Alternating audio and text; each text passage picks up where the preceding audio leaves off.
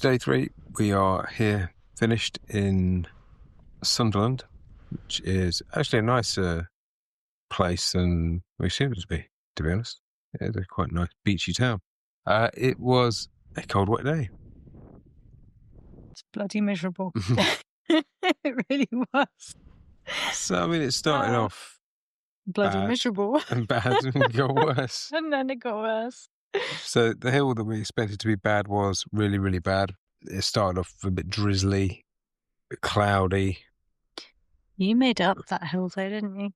I didn't make it up the hill. I walked. Nothing to be ashamed of. It was a 25% pulling. And I thought I would save my legs. The front wheel off. It was a little bit rough. But yeah, made it up into Cloudline. Cloudline was actually clear, which is actually really bizarre to get into Cloudline and find that was dry. And then coming back out of it, it was wet. And it just didn't. Well, it stopped occasionally. Just so you get feeling a little bit confident, and then it would start again. Almost dried out. Almost. And then rain. And the hardest part of today was we turned off what we assumed was the C2C track, and it again seemed very much the off-road mountain bike track. Well, we got to Rook Hope, a little village, and then went up the road, assuming that was the way, and then realised, oh no, you need to pull off this farm track, which was very gravelly, which our bikes were not really built for. Tyres definitely weren't built for. That's the problem. I don't know if that can't really... It doesn't feel as though that's the only way to do it. If anyone's on a road bike... No way. You've got no hope of doing that. We really, really struggled with our touring bikes. We were constantly getting off the touring bikes. I fell off twice. It's mountain bikes only. So, you're going down this tiny... You've got like 2 inches of... tyre width really of track. banked track.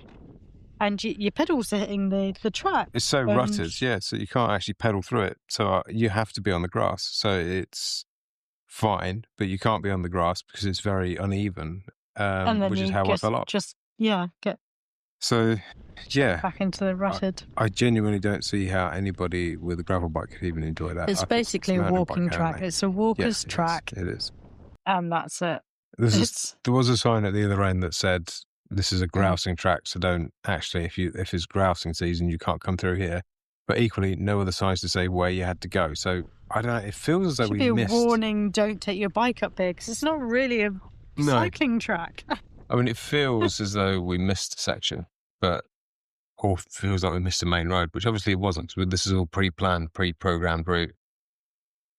So it is supposed to be the CC, said it was CC. I don't know how anybody's doing that on the road. But anyway, aside from that, once we got through there, a very tiny bit of road, then back on a gravel track, and then on to woodland, fine, really, actually. I suppose. That was okay. Very standard kind of woodland fare, which was fine. And that pretty much carried on downhill, slowly but surely, to here. So it was a very long trail in order to get here. But and it was pleasant. It's just the weather was very much against us. I would happily do C2C again, but I would only do it on a mountain bike. And I found that a surprise. And to be fair, that's a little bit of our own fault. We should have looked into it a bit more. We just kind of assumed that C2C, coast to coast kind of solution is going to be road it's biking. a cycling route, you assume. Well, I'd seen enough stuff that I hadn't watched, because I don't like watching videos of stuff we're about to do, because I find it spoils it for me. I like to actually just do things myself and then look at stuff afterwards. But there were plenty of people saying doing it in 24 hours and stuff like that, or doing it in a day. Sorry, not in 24 hours, but doing it in a day. That you on a road bike. But hey ho, nevertheless, for that C2C, really good route. Would recommend. Mountain bike ideally, and then you've got the options of doing. You don't have to do like the entire mountain bike off-road section, but you can do bits of it.